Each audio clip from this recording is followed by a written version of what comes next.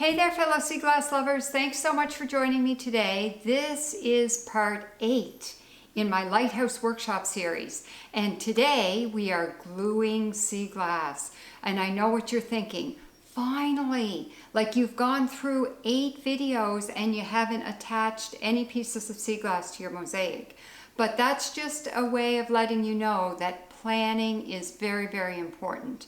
So I really hope that you enjoy this video because I'm going to finally get to the point of gluing my sea glass on. And I'll tell you what I use, why I use it. If you've seen my videos in the past, you've heard this, but it's a review. So I'm going to show you what I'm going to do to start gluing my pieces onto my sea glass mosaic. Join me for this one. So my product of choice for glue is Quick Seal Adhesive Caulk.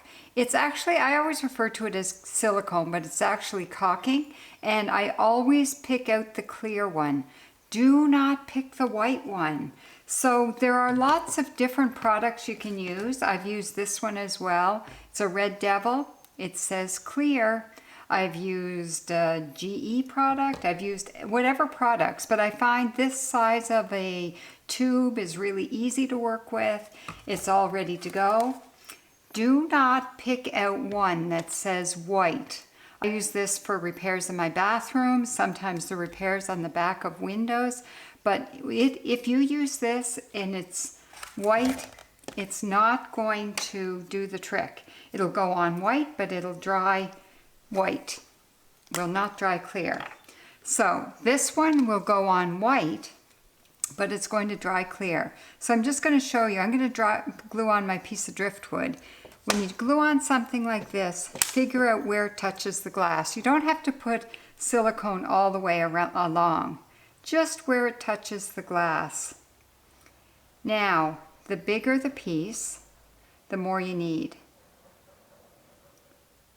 So I'm just going to put some on the touch spots, put that in place.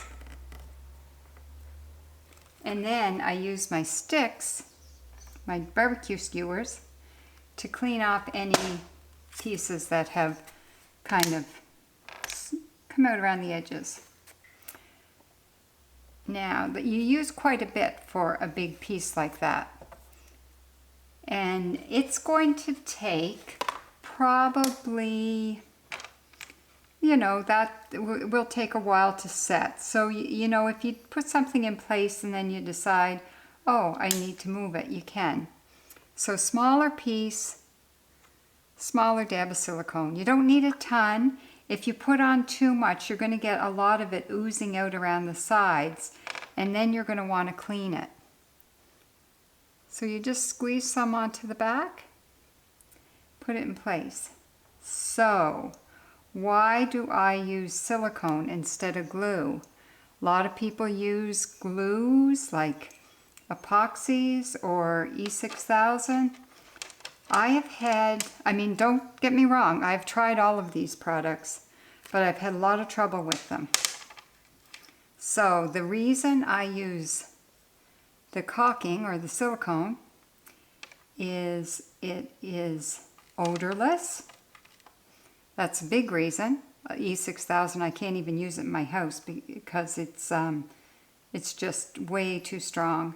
Epoxy is fairly strong as well. The other reason is that it stays. So the very first piece I did, the very first mosaic, I used epoxy. It was very fussy because I had to mix the two parts. You could only use it for so long because then it dried out. Anyway, I made this great big mosaic because my first project was a big one, and all the pieces fell off over time. And by the time they started falling off, I had discovered caulking.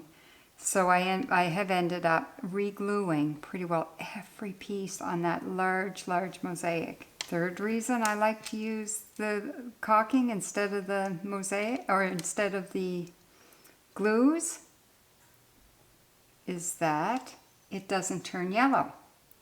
Now if it turns, what you use turns yellow, glue will turn yellow over time.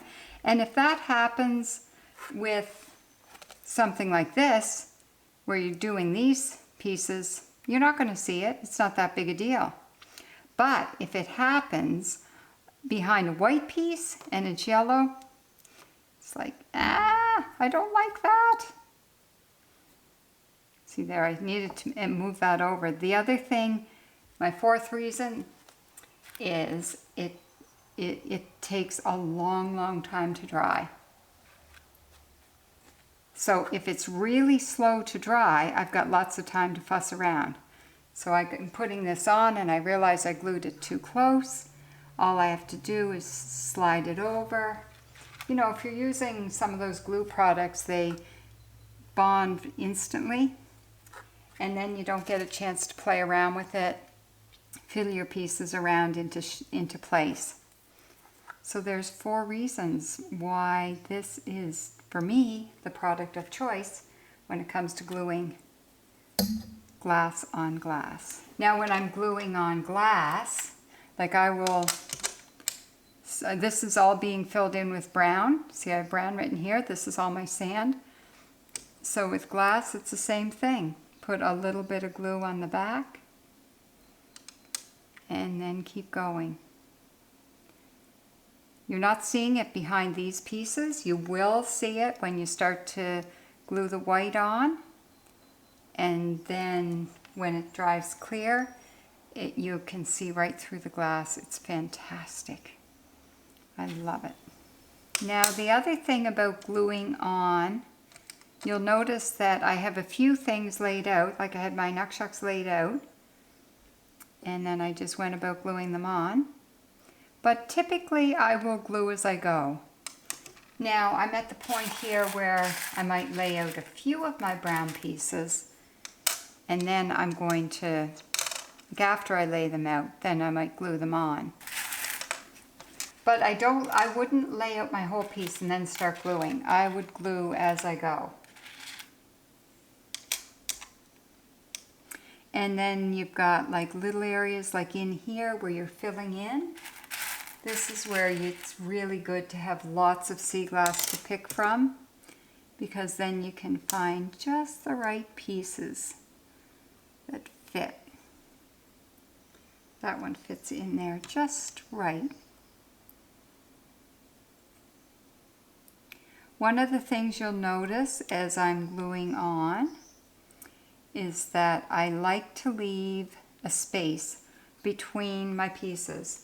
All rules are made to be broken, and there are times when I will have pieces touching, but for the most part, I'll leave a space between every single piece of sea glass that I use, because I really like the look of that in the end. If the pieces are touching, then it's, I don't know, it doesn't read as nicely. I don't like the mosaic effect quite as much. So your homework is to just get yourself busy and glue some pieces of sea glass in place. Because once you get started, it'll start to come together in a beautiful way. Oh, that piece doesn't work. Perfect example. When something doesn't work, take it off, wipe off the silicone, and search through your pile to find a better piece. That's what I need. I found just the right one. So I really like to glue as I go. So I've just continued to glue on pieces of sea glass. See, this sea glass piece is really small, only needs a little bit of silicone. So I just have kept gluing until I've filled in this section. And I typically do that. I'll fill in a section and person has to take breaks. So I'm going to take a really good break and let all of this silicone set, and then I can come back and I don't have to worry about this shifting out of place as I'm working on my subsequent sections. So thanks so much for joining me for this video. I really hope that it's been helpful to you, and be sure to join me next time. Next time I'm going to move on to my sailboat, and I'm going to show you how to work with your sea glass so that you can create some really good shapes. So thanks so much for joining me today. Until next time, I hope you make it out to the beach, and happy sea glass hunting.